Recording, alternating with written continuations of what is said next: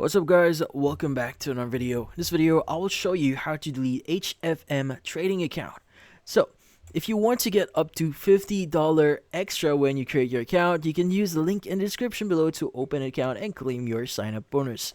Now, you might be wondering, how do you delete your account here in HFM?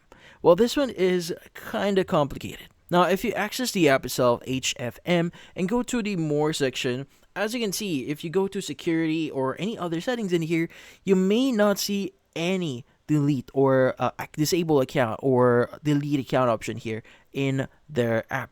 Now, the thing with this one is, in order for you to delete your account, you need to reach out to help and support or their customer service in order for you to delete your account, which is something really unfortunate here. You don't have the power to do it yourself, but what you need to do is you want to go and click on help and support, and you can go and choose either live support or contact us. Now, if you want to choose live support here, it should redirect you to a window which should allow you to contact their customer service or to get like live support for your account. Now, it might take a while here to load up, so let's just wait for it.